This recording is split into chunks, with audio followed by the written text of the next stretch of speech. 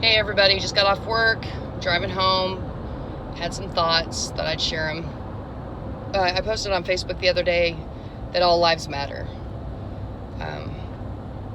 Then I also found out today, after I posted that, which all lives do matter, but then I saw today a lady came out and talked about Mr. Floyd and the police officer actually worked together at, I think it was like a dance club or a bar or something, probably serve food, I'm not really sure.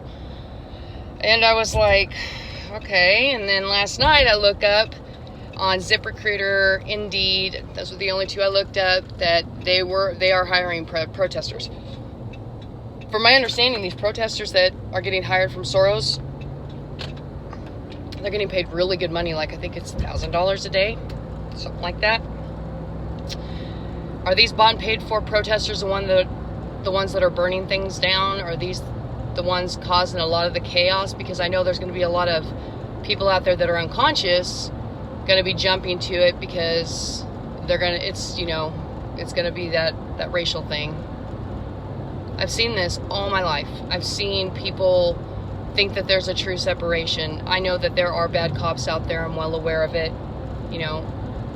I grew up in San Bernardino, California, and Redlands, California, and I was raised in the projects, and I've seen a lot of bad doings. But what I want to bring to everybody's attention is Soros is paying protesters to protest and cause problems. Unconscious, pissed off people are following the lead, and I wanted everybody to just think about it for a minute. Protesting is obviously a good thing to do, but is it a good thing to do when you're destroying and hurting people? Because now it's going to get really ugly. So back to the all lives matter. An old friend of mine posted that I was being very insensitive.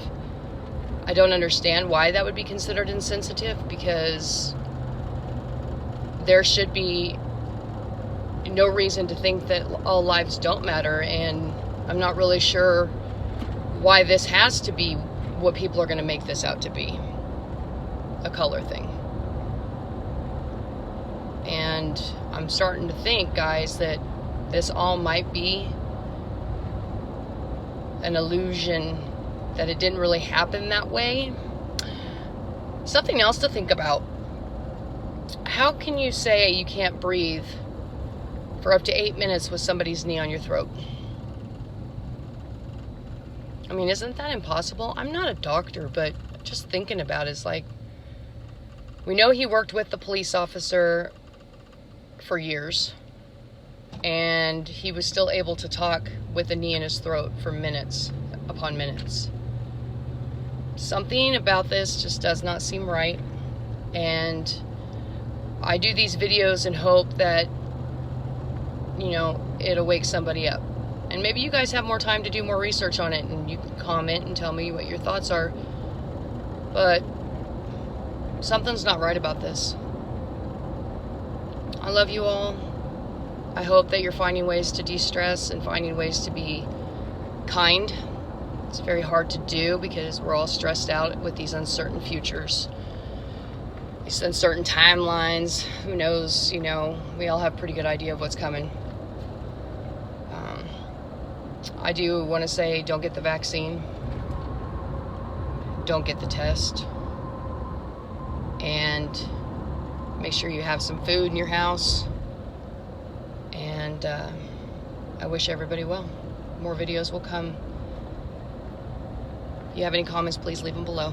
Have a great day. Bye-bye.